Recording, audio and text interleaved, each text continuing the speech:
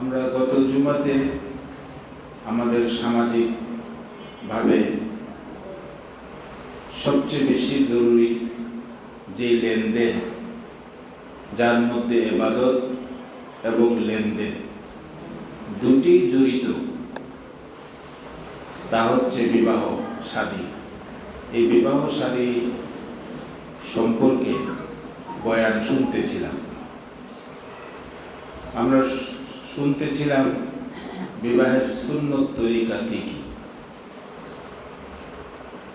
আজকে সেই বিষয়েরই কয়েকটি মাসলা আমি আপনাদের সম্মুখে ব্যক্ত করতে চাচ্ছি, উপস্থাপন করতে চাচ্ছি। গত জুমাতে বলেছিলাম বিবাহের অনেকগুলো ফায়দার মধ্যে একটি ফায়দা এও যে মিয়া বিবি বর কনে যখন একসাথে বসে হাসি ঠাট্টা করে, মজাক করে, তো এটা নফল ইবাদত করার চেয়ে উত্তম, নফল নামাজ আদায় করার চেয়ে উত্তম। এছাড়া আরো অনেক ফায়দা রয়েছে। তো আজকে কয়েকটি মাসালা আমি বলছি। 1 নম্বর মাসালা হচ্ছে কুমারী বালেগা মেয়েকে বিবাহের উপর জবরদস্তি করা যাবে না, কারণ সে আজাদ। তাকে জবরদস্তি করার কর্তৃত্ব অন্যের উপর নেই। এটি হচ্ছে আমাদের মাযহাব মোতাবেক। কোনো কুমারী মেয়ে বড় হয়ে গেলে, বালেগা হয়ে গেলে, বাংলাদেশ সরকারের বিধি মোতাবেক মেয়েরা বালেগা হয় কত বছরে? 18 বছরে। আর শরীয়ত 18 বছরকে নির্ধারিত করেনি। শরীয়ত নির্ধারণ করেছে সে যখন প্রকৃতই বালেগ হয়। আর প্রকৃত বালেগ হয় কখন? যদি কোনো আলামত প্রকাশ না পায়, তাহলে মেয়েরা 12 বছরের ভিতরেই, 12 বছরের মধ্যেই বালেগা হয়ে যায়। আর যদি কোনো আলামত প্রকাশ পায়, তাহলে তো আগেও হতে পারে, 12 বছরের আগে।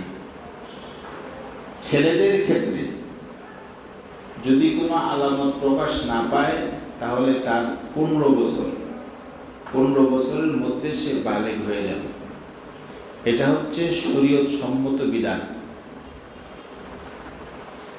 সেই মোতাবেক 12 বছরের পর থেকে যে কোনো নারীকে, যে কোনো মেয়েকে বিবাহ বন্ধনে আবদ্ধ করা যাবে, এতে শরীয়তে কোনো বাধা নিষেধ নেই। তবে স্বাস্থ্যবিধি যারা মানেন, যারা চিকিৎসক, তারা এটা মনে করেন যে 18 বছরের পূর্বে কারোর শরীরের গড়ন এটা পরিপূর্ণ হয় না। তার প্রত্যেকটা জায়গার যে শরীরের যে গঠন, গড়ন, এটা পরিপূর্ণ হয় 18 বছর সময়। এজন্য বিজ্ঞ চিকিৎসকগণ বাহ্যিক কোনো অপারেশন করতে চান না কারো যদি তার বয়স 18 বছরের কম হয়। 18 বছরের আগে নাকের কোনো প্রবলেম হলে তো ডাক্তার বলবে এভাবেই চলুক, 18 বছরের পর অপারেশন। এর আগে অপারেশন করলে কি হবে? বিজ্ঞ চিকিৎসক বলেন যে নাক বাঁকা হয়ে যাওয়ার সম্ভাবনা আছে, নাক আর বড় হবে না। কানে অপারেশনের প্রয়োজন হলে 18 বছরের আগে করে না, বলে যে সে ওষুধ খেতে থাক আর এভাবে চলতে থাক, কারণ 18 বছরের পূর্বে তার কান অপারেশন করলে কান বসে যেতে পারে, এই কান আর বৃদ্ধি হবে না। এটা হচ্ছে চিকিৎসা শাস্ত্রের কথা। সেই মোতাবেক বাংলাদেশ সরকারের আইন করেছে যে 18 বছর। তো যদি এটাই হয়, 18 বছর ধরলাম, এই 18 বছর হয়ে যাওয়ার পর কোনো কুমারী বালেগা মেয়ে যদি সে বিবাহ বন্ধনে আবদ্ধ হয়, তাহলে তার উপর জবরদস্তি করা যাবে না। এটা হচ্ছে আমাদের মাযহাব মোতাবেক। আমাদের মাযহাব কোন মাযহাব? ইমাম আবু হানিফা রহমতুল্লাহ আলাইহির মাযহাব।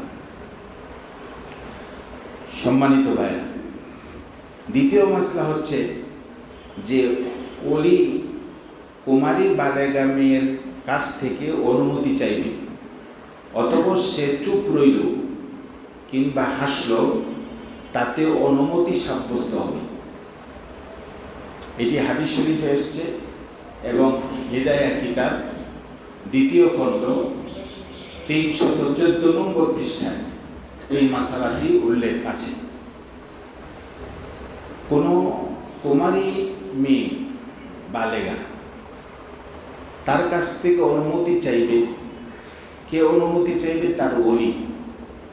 ওলির মধ্যে সর্বাধিক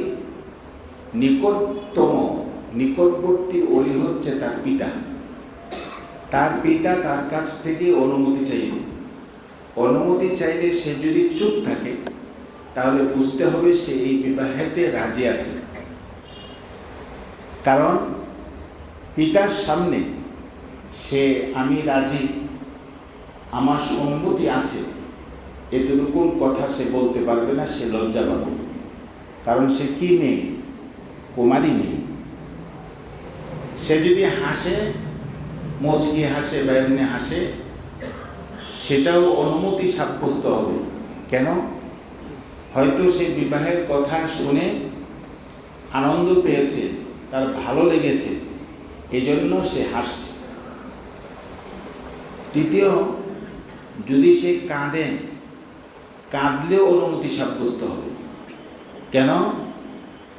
কেঁদেছে বিবাহতে রাজি নয় এই কারণে নয়, বরং সে কেঁদেছে যে আমি তো কিছুদিন পর আমার পিতা মাতাকে ছেড়ে চলে যাব, এই কথা তার স্মরণ হয়েছে, এই জন্য তার চোখ দিয়ে পানি আসছে। চোখ দিয়ে পানি আসার অর্থ এই নয় যে সে রাজি না।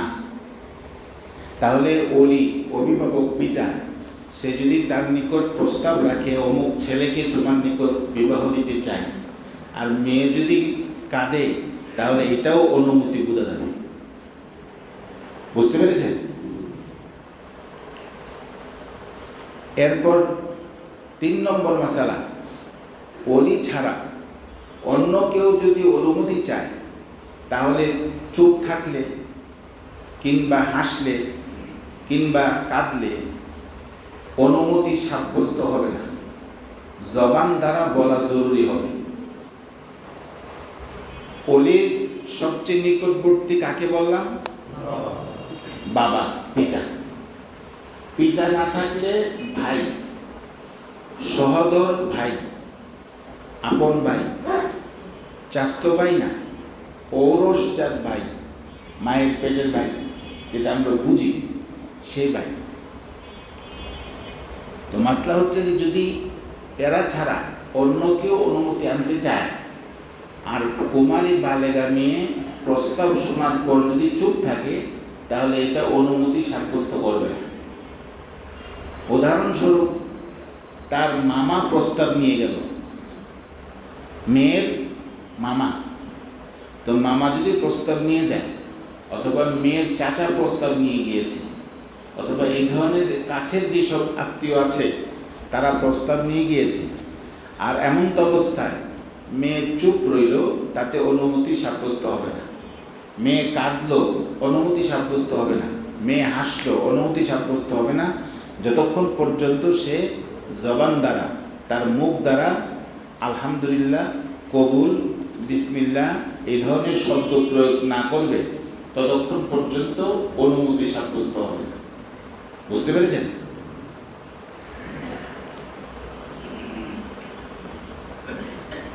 চার নম্বর মাসলা হচ্ছে, অনুমতি নেওয়ার সময় বরের নাম স্পষ্ট করে উল্লেখ করবে, যাতে তার পরিচিতি কনের জানা হয়ে যায়। কেউ কেউ বলেন মোহরের কথা উল্লেখ করতে হবে।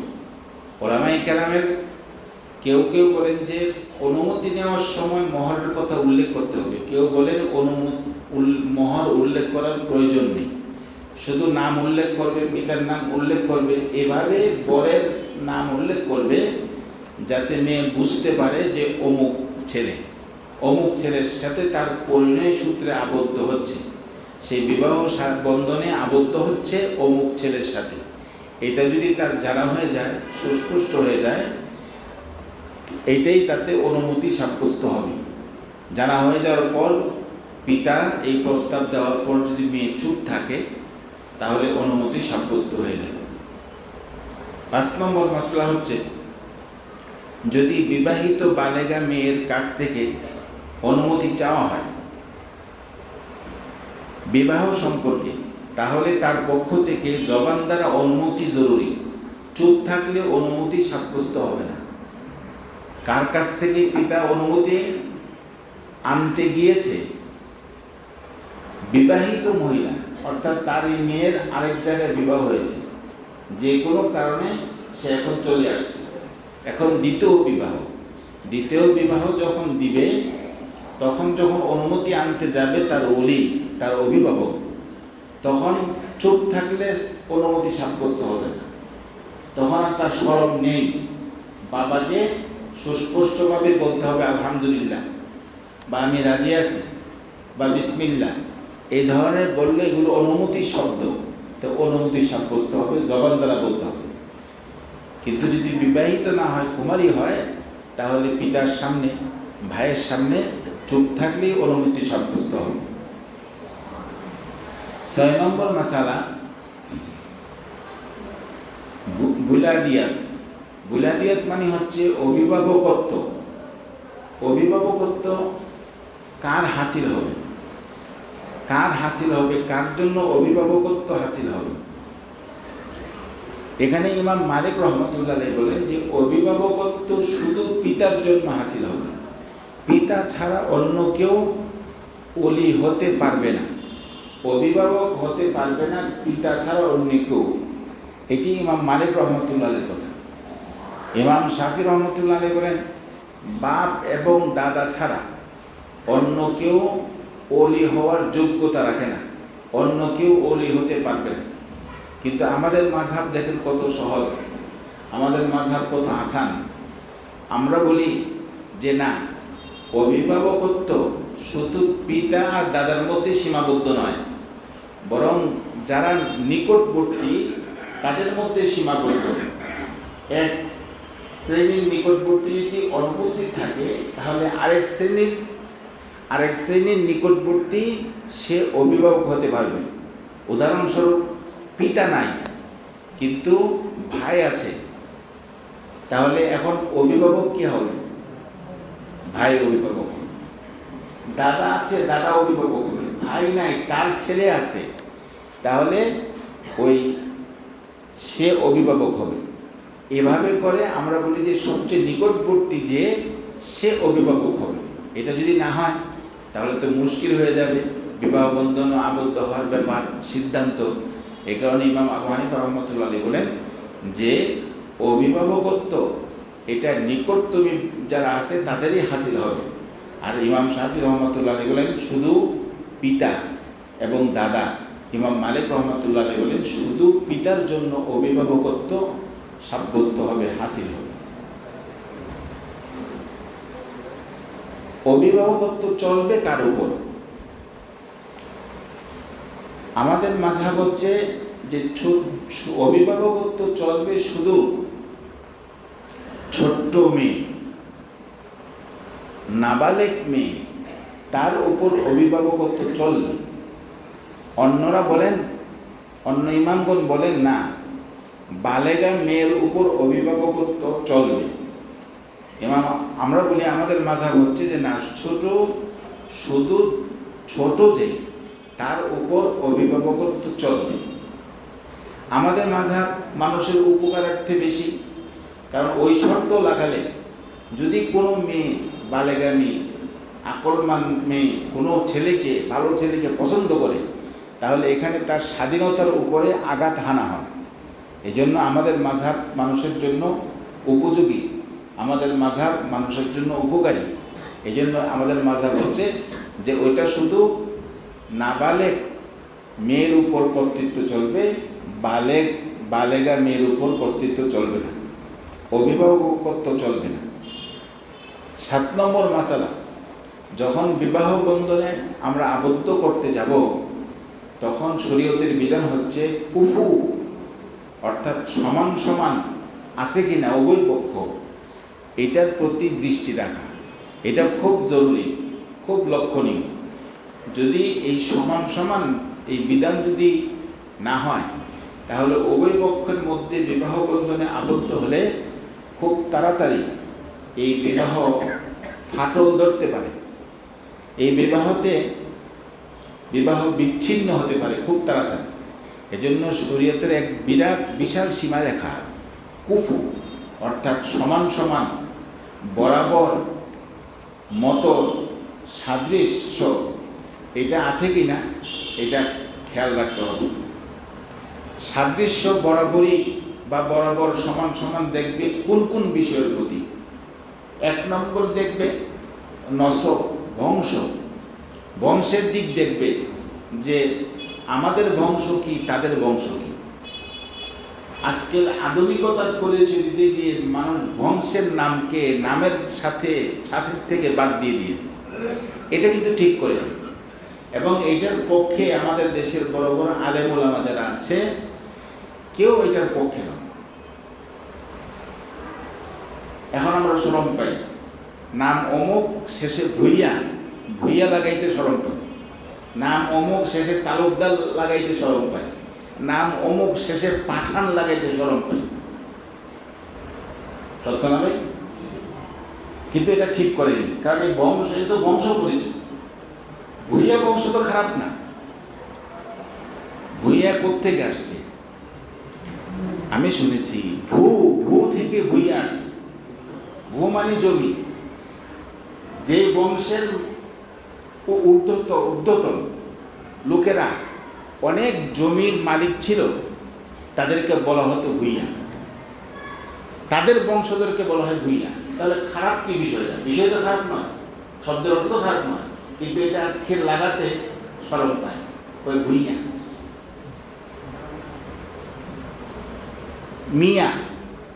মিয়া তো লাগানোই যায় না। ফজলুল হক মিয়া বললে তো রেগে যায়, আমাকে মিয়া বলছেন, অথচ মিয়া একটা বড় সম্ভ্রান্ত বংশের নাম। মিয়া, অমুক মিয়া।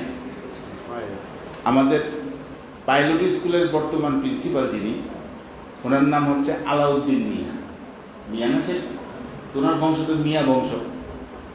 তো মিয়া এটা লাগাইলে খেপে যায়, তালুকদার লাগাইলে খেপে যায়, কিন্তু এটা সঠিক হয়নি। কারণ বংশটা আপনার নামের সাথে থাকলে তাহলে এটা প্রতীয়মান হবে, এটা বোঝা যাবে যে আপনি কোন বংশে। এখন আত্মীয়তা করতে গিয়ে সুবিধা হবে, উনি বুঝবে যে উনি হচ্ছেন এই বংশের, উনি বুঝবেন যে উনি হচ্ছেন এই বংশের। মুতাল্লি সাহেবরা কোন বংশের? মাতবর। এই মাতবর বংশ আছে, ওইটাও নামের সাথে সেট করে না, উনি হচ্ছেন মাতবর বংশের। এরকম অনেকেই বিভিন্ন, আপনারা জানেন, প্রত্যেকের বংশই প্রত্যেকে জানেন। এটা যদি এরকমভাবে মুসা শুরু হয় তাহলে দেখা যাবে যে আপনার নাতিপুতিরা আর বংশের নামই জানে না। এই জন্য ওলামায়ে কেরাম বললেন যে বংশের পরিচিতি, বংশের নাম এটা এরকমভাবে লিখে তোমাদের ঘরের মধ্যে, বাড়ির মধ্যে টানিয়ে রাখো, এটা খুব জরুরি। তো বিবাহ শান্তিতে যখন আবদ্ধ করতে যাবে তখন কোন দিক দেখবে? বংশ। 1 নম্বর বংশ দেখবে। দ্বিতীয় হচ্ছে দিনদার হওয়ার বিষয়। সমতা বিধান লক্ষ্য করবে সে দিনদার কিনা। একজন দিনদার আর একজন দিনদার নয়, সে গান বাজনায় লিপ্ত, তার ঘরের মধ্যে অনেক গান বাজনার সরঞ্জামাদি, আর যাদের সাথে আত্মীয়তা করবে গান বাজনার সরঞ্জামাদি নেই, তার ঘরের মধ্যে কিতাব আর কিতাব, কোরআন শরীফ আর কোরআন শরীফ, কিভাবে মিলবে? এটা কোনো রকম বিবাহ হলেও কয়দিন পরে বিবাহ ভেঙে যাবে। এজন্য শরীয়ত এই বিষয়কে খুব গুরুত্ব দিয়েছে যে এইসব দিনদার বিষয়কে লক্ষ্য করো। আরেকটি বিষয় হচ্ছে মুসলমান হওয়া। কোনো অন্য কোনো ধর্মের লোকের সাথে মুসলমান বিবাহ জায়েজ নেই, কোনোভাবেই এটা সহি হবে না, সহি হওয়ার কোনো সুযোগ নেই। কোরআনে কারীমের আয়াত রয়েছে যে এই বিবাহ বন্ধন সহি হবে না, বিবাহ বন্ধন শুদ্ধ হবে না অন্য কোনো ধর্মাবলম্বীর লোকের সাথে। সম্মানিত ভাইয়েরা, এরপর লক্ষ্য করা মালদার হওয়া, তার ইনকাম, তার অবস্থান, এইটার দিকেও লক্ষ্য করতে হবে। এটা কিন্তু শরীয়ত বলেছে একজন একদম গরিব, আরেকজন অনেক পয়সার মালিক, এই দুইজনের মধ্যে বিবাহ যদি করতে চায়, অনেকে এরকম বলে যে হুজুর আমি তো কিছু চাই না, বা বলে যে ভাই আমাকে একটা মেয়ে দিন, আমি তো কিছু চাই না, শুধু শুধু মেয়েটাই চাই, ছেলের বিবাহ করেন। আসলে কি তাই? এভাবে চাওয়া ঠিক না, এটা চাইবেই তো হবে। আপনি যে স্ট্যাটাসে আছেন সেই স্ট্যাটাস লক্ষ্য রাখার জন্য শরীয়ত বলেছে। তা আপনি কথা বলবেন কেন শুধু মেয়ে চাই? আর এরকম মেয়ে দিলে তো আপনি রাজি হন না, তাহলে এটা বলে লাভ কি? এরকম নয়, বরং ইসলাম দেখেন কত সুন্দর, মানব জীবনের মানুষের চাহিদা মোতাবেক মানুষ যা চায়, আপনি যে স্ট্যাটাসে আছেন, আপনি যে উপরে আছেন, এই উপরে চাইতে হবে। হ্যাঁ, 19-20 হতে পারে, 18-20 হতে পারে, এরকম হতে পারে, কিন্তু একদম একদম আমার স্পষ্টই মনে আছে যে আমি এরকম এক বিবাহ করানোর পরে উপর এবং নিচ, একজন লেবারের মেয়ের সাথে একজন বাড়িওয়ালার ছেলের বিবাহ বন্ধনে আবদ্ধ করাই দিয়েছিলাম।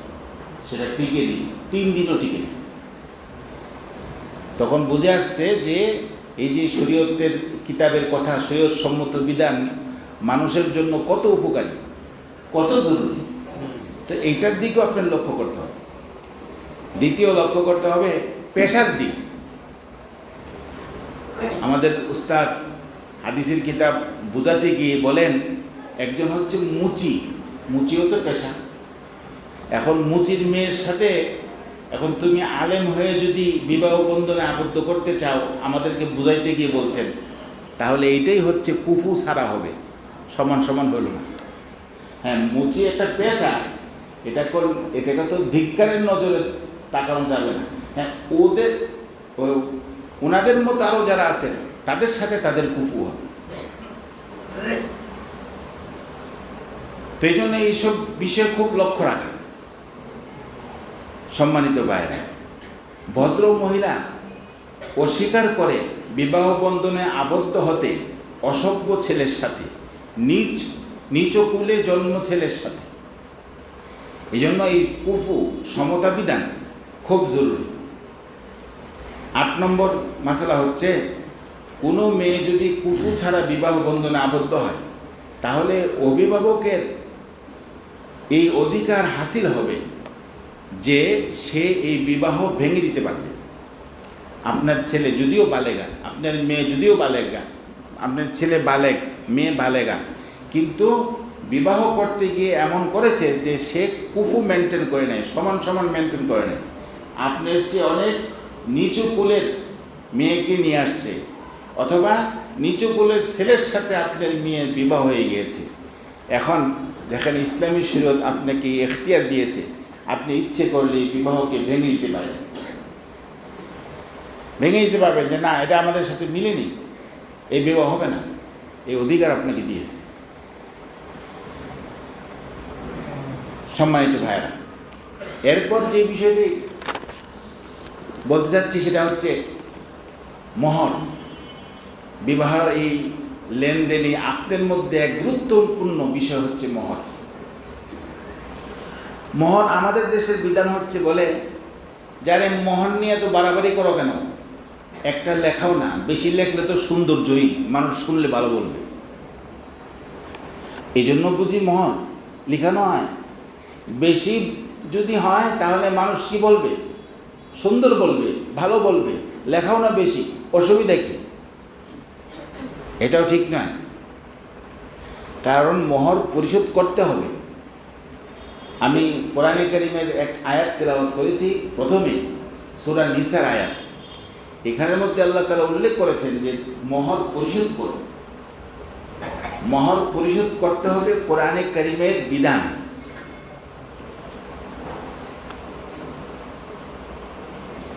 মহরের আরেকটি আয়াত সূরা আহজাবের মধ্যে আল্লাহ তাআলা বলেন, কদ আলিমনা মা ফরদনা আলাইহিম ফি আজওয়াজিহিম ওয়া মা মালাকাত আইমানুহুম। এই আয়াতের মধ্যে আল্লাহ তাআলা মহরের কথা উল্লেখ করেছেন, কিন্তু সুস্পষ্টভাবে উল্লেখ করেননি। আমি পূর্বে বলেছিলাম যে কোরআন এবং হাদিসের মধ্যে অসংখ্য জায়গা এমন রয়েছে যেগুলোর জন্য কারো না কারো শরণাপন্ন হতে হবে, অন্যথায় অর্থ উদ্ঘাটন করা যায় না এবং এই আয়াতের উপর, হাদিসের উপর আমল করা যায় না। তন্মধ্যে থেকে একটি সূরা আহজাবের এই আয়াত, কদ আলিমনা মা ফরদনা আলাইহিম ফি আজওয়াজিহিম। আয়াতের অর্থ হচ্ছে আল্লাহ তাআলা বলতেছেন যে আমি নির্ধারণ করেছি তাদের উপর, তাদের স্ত্রীদের ব্যাপারে।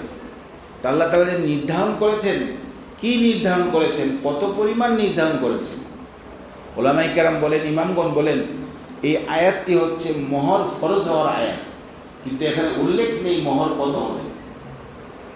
এখন মোহর কত হবে? মোহরের ন্যূনতম একটি পরিমাণ রাসূল করিম সাল্লাল্লাহু আলাইহি ওয়াসাল্লামের হাদিসে পাওয়া যায়। তা হচ্ছে আল্লাহ রাসূল বলেন, ওয়ালা মাহরা আকাল্লা মিন আশারতি। হাদিসের অর্থ হচ্ছে যে 10 দিরহামের কম মোহর নেই। কয় দিরহাম বললাম? 10 দিরহামের কম মোহর নেই, রাসূল বলেছেন এক হাদিসে। তাহলে মোহরের ন্যূনতম একটা পরিমাণ পাওয়া গেল। ন্যূনতম পরিমাণ কত? কিন্তু কোরআনে কারীমের মধ্যে উল্লেখ নেই কত হবে, সংখ্যা নেই, শুধু আছে মোহরের কথা। তো যে কথা বলতেছিলাম যে এই যেমন কোরআনে কারীমের মধ্যে নামাজের কথা আসছে, নামাজ তোমরা পড়ো, নামাজ কায়েম করো, কিন্তু কোন নামাজ কত রাকাত পড়ব এই সংখ্যা নেই। কোরআনে কারীমের মধ্যে কি আসছে?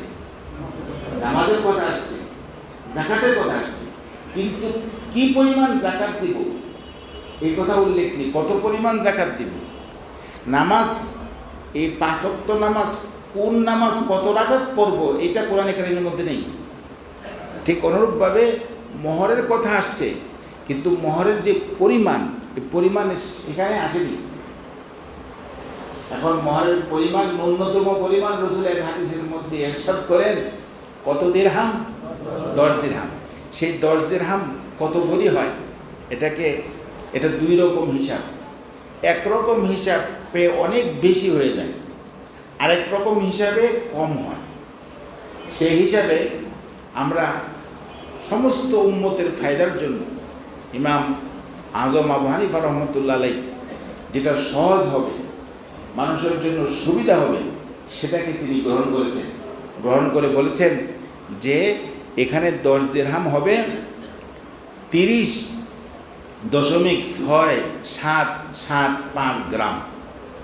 30.6775 গ্রামে এটা ভরি হিসাবে হয় 2 ভরি 64 গ্রাম। 2 ভরির চেয়ে বেশি হয়।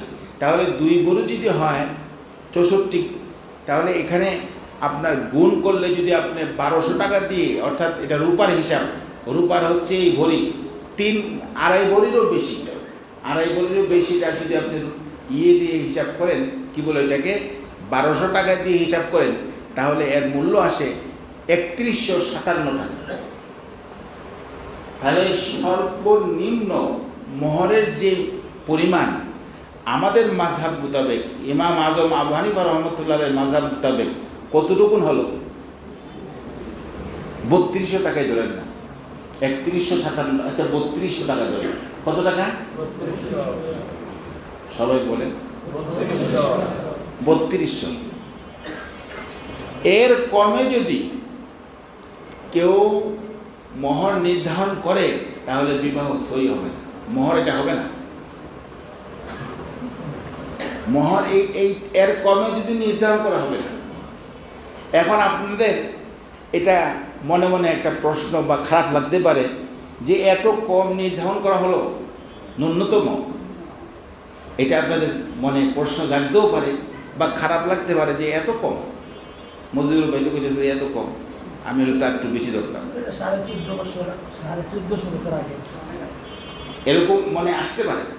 এখন বুঝুন, সেটা হচ্ছে এই জবাব শুনুন।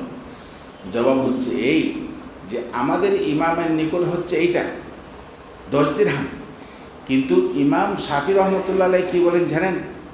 ইমাম শাফি রহমতুল্লাহ আলাইহি বলেন যে এটা তো একটা লোহার আংটি দিলেই আদায় হয়ে যাবে। মোহরের সর্বনিম্ন কি ধার্য করেছেন উনি? লোহার আংটি। একটি লোহা দিয়ে, একটি গুণা দিয়ে আংটি বানাতে আর কত লাগবে? কত লাগবে? আরে অল্প গুণা তো লোহা, তো এটা দিয়ে আংটি বানাতে আর কি লাগবে?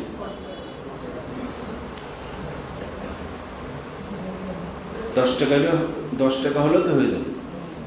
অনেক আংটি বেছে না, লোহার আংটি 10 টাকা করে বেছে না রাস্তাঘাটে, 5 টাকা 10 টাকা করে বেছে। একটা ব্যস্ত আগে 2.5 পেসের আংটি এরকম লোহা দিয়ে বানানো, এটা লাগালে এটা কারণ বাজার ব্যস্ত, এরকম বড় বড় গোল করে কি না করা বলে এটাকে, মজমা করে ব্যস্ত। বলতো যে এই 2.5 পেসের আংটি, এটা নাকি শ্রীপুরের আংটি, এইটা যদি লাগায় তাহলে 20 ব্যথা শরীরে কিছুই থাকবে না। দাম কত? 5 টাকা। 5 টাকা করে ব্যস্ত। তাহলে 5 টাকার একটা লোহার আংটি, তাহলে ইমাম শাফি রহমতুল্লাহ আলাইহি বলেন এই 5 টাকা মোহর দিলে হয়ে যাবে, লোহার আংটি দিলে হয়ে যাবে। তাহলে ওনার মত থেকে আমাদের মত শ্রেষ্ঠ কিনা বলেন? এখন সর্বোচ্চ কত হতে পারে মোহর? সর্বোচ্চ হচ্ছে আপনার ছেলের সামর্থ্য অনুযায়ী, বরের সামর্থ্য অনুযায়ী। অথবা আরেকটা সুযোগ রেখেছে ইসলামী শরীয়ত, সেটা হচ্ছে যে তার যে বোন, তার বোন দেখো কত ধরেছে মোহর, তার বোনের যে মোহর তারও সেই মোহর। অথবা তার চাস্তো বোনকে দেখো, তার চাস্তো বোনের যে মোহর তারও সেই মোহর। অথবা তার খালাকে দেখো, তার ফুফুকে দেখো, তার ফুফুর যে মোহর তারও সেই মোহর। বুঝাতে পারলাম? এক তো সামর্থ্য অনুযায়ী, দ্বিতীয় আরেকটা কি লক্ষ্য করতে বলছে? তার নিকটতম যারা আছে তাদের প্রতি লক্ষ্য রাখো, তারা কত ধরেছে, তারা যা ধরেছে সেটাই মোহর দাও সর্বোচ্চ। আর যেটা নাম ডাকের জন্য করা হচ্ছে আল্লাহ জানে, কেউ বলে 20 লক্ষ টাকা মোহর, শুনছেন আপনারা? 25 লক্ষ টাকা মোহর। এখন আল্লাহ তাআলাই জানেন যে এটা দিবেন কি না দিবেন। আবার আরেকটা বিষয় শুনুন, খুব গুরুত্বপূর্ণ বিষয়। আমরা মোহর লেখায় 5 লক্ষ টাকা, লেখায়া উসুল লেখায়, উসুল মানে ওই যে গয়না গাটি দেয়, স্বর্ণ দেয়, এটা লেখায় 3 লক্ষ টাকা, বাকি থাকে কত? 2 লক্ষ। ওই লেখায়া ওই গয়না গাটি মেয়েকে দেই, ঠিক দেওয়ার পরে পরের দিন আবার মেয়ের কাছ থেকে নিয়ে যাই নিজের বাসায়। তাহলে তো আপনার মোহর আদায় হল না। তো আপনি নিলেন কেন? এটা তো তার হোক। আপনার 2-3বার ওই ফিরা আবার যাত্রী বলে, ফিরা যাত্রী না কি বলে, মানে আসা যাওয়া আর কি, বর কনের বাড়িতে 2-3বার আসা যাওয়া করলে এরপরে ওই শাশুড়ি সব গয়না রেখে দেয়, গয়না দিয়ে যাও। তাহলে আপনি দিলেন কোথায়? মেয়েরা তো দিলেন না, মহা পাপ হয়ে যাবে। তার উসুল দেখালেন 3 লক্ষ টাকা, স্বর্ণ দিয়ে আবার নিয়ে আসলেন, হলো না তো, আদায় হলো না তো। তাহলে এই স্বর্ণ সে পেয়ে গিয়েছে, তার এখন লেনদেন তো। আপনার কারো কাছে টাকা পেলে সে যদি টাকা দিয়ে দেয়, এখন কি আপনি তাকে ফেরত দেবেন? লেনদেন, কখনো মানুষ ফেরত দেবে না। এখন আপনার কি হবে, ওই যে 2 লক্ষ টাকা বাকি সেটা দেওয়ার জন্য ফিকির করেন। 3 লক্ষ টাকার জিনিস দিয়েছেন, এটা তার হয়ে গেছে, এখন আরও যে 2 লক্ষ টাকা বাকি আছে সেটা দেওয়ার ফিকির করেন। সেটা তো দেওয়ার ফিকির নাই, বরং যে জিনিস দিয়েছে সেই জিনিস নিয়ে আসছে, নিয়ে এসে 1-1.5 বছর পরে আরেক মেয়ের বিবাহ হয়েছে, ওই মেয়ের আবার এরকমভাবে বিয়ে দিয়েছে। 1 সেট স্বর্ণ দিয়ে 3-4 মেয়েকে বিবাহ করে, অর্থাৎ 3-4 ছেলেকে বিবাহ করায়, ওই মেয়ের গায়ে এই স্বর্ণ নিয়ে আসে। এটা জুলুম, এটা হলো না, এটা শরীয়ত সম্মত হলো না।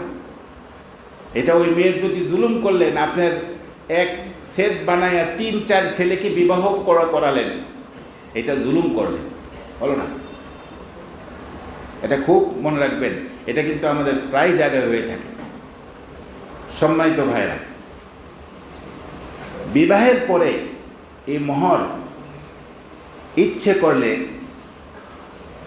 যদি উভয়ে রাজি থাকে তাহলে এটা বাড়াতেও পারে আবার কমাতেও পারে।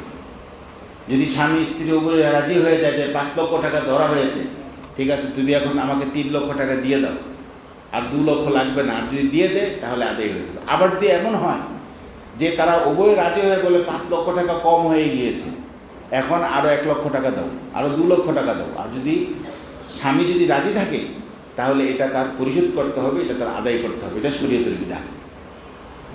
আমার ভাইয়েরা, তো যেটা আমরা লক্ষ্য রাখবো সেটা হচ্ছে মোহরের ব্যাপারে খুব চৌকান্না থাকবো, কারণ মোহর আদায় করা আমরা সকলেই জানি, মোহর আদায় করা ফরজ, সবাই জানি। এই জন্য যারা বিবাহ শাদী করবেন তাদের প্রতি আকুল আবেদন, আপনারা এটা পরিশোধ করে দিবেন, যে কোনোভাবে পরিশোধ করে দিবেন। কিতাবের মধ্যে আসছে যে লজ্জায় চাপের মুখে যদি মেয়ে মোহরকে কমায়া দেয় বা না নেয় তাহলে সেটা হবে না। চাপের মুখে মেয়ে বললো আমার মোহর লাগবে না, এটা হবে না। চাপের মুখে মেয়ে বলল যে আমি মোহর কমায় দিলাম, এটা হবে না। এই জন্য খুব সতর্ক থাকি বিষয়টির প্রতি। আল্লাহ তাআলা আমাদের সবাইকে তৌফিক দিন। আরেকটি মাসলা ইনশাআল্লাহ আগামীতে বলবো, সেটা তালাকের মাসালা। এই মাসালা আমরা অনেকেই জানি না, না যাওয়ার কারণে আমরা এই তালাক প্রয়োগ করতে গিয়ে সীমালঙ্ঘন করি, যার কারণে পরে আমরা অনুতপ্ত হই। এটার প্রতি আমরা খেয়াল রাখবো। সামনে বলবো, আল্লাহ তাআলা তৌফিক দান করলে।